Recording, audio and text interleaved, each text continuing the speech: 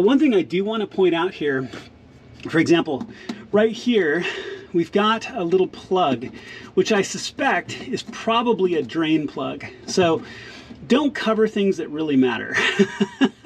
So when I put the SoundSkins down into this piece, I'm going to cut a circle for where this drain plug is. And when I press the SoundSkins down, this ridge will leave a very clear ridge of where it is. So, and then I will cut around it just to leave it open.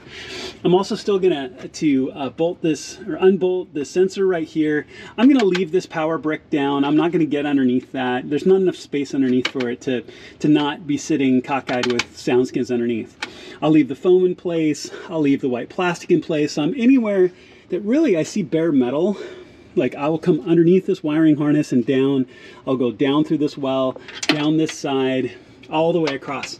So I'm going to start piecing this in. So let me get one piece and I'll show it. All right, so let's start with this back section first. I actually have some scrap left over that fits almost perfectly, but if you have a fresh roll or you're just doing this, you would take a tape measure, measure across and measure depth, cut out of that rectangular piece and then set it into place. Now, this back curve is not an even straight line, so you'd want to take the straight line across the top, lay the piece in, draw your line, and then cut the curve with a pair of scissors. So you just lay this piece in really nicely. You can see I've got a little bit of excess here that I'm going to cut off on that edge, and I'm going to cut off on this lead edge, pull the backing, and just lay it into place. You can even do things like, so for example, where this battery support bar is, there actually is a little bit of air gap under one edge. So I've drawn underneath the edge, and I'm going to cut a little L flap like this that I'm going to slot underneath the bar. So the bar can stay in place. I'm not going to move it at all, but the little bit of where there's a little bit of air gap, I can actually get it to fit in. You can see this is where the nut for it goes. I'm going to cut around this a little bit. I just press the matting down through it. I'm just going to cut a little circle so that nut is exposed and I can get to it easily if I ever need to, but all really straightforward.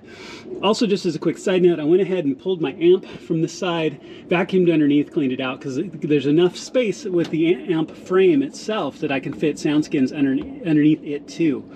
Now, one thing, just so I don't forget, if you're not familiar with it, these are vents. On both sides, you have these vents that open between your quarter panels and the trunk. Don't cover those. So when you lay SoundSkins in, and I'm going to put them up that wall right there, I'm not going to cover those vents. You don't want to interfere with any venting between your quarter panels and your trunk or any airflow that you've got potentially there. Okay, so now it's really just an effort of starting to piece all this in. So I'm going to start laying all this out. I'll lay some more of the pieces down, but it really is just measure, cut, measure, cut. And like I said, I'm going to take this one a little bit faster, considering that it's kind of a follow-up to all the other work that I've done, but it really is just measure, stick, and peel.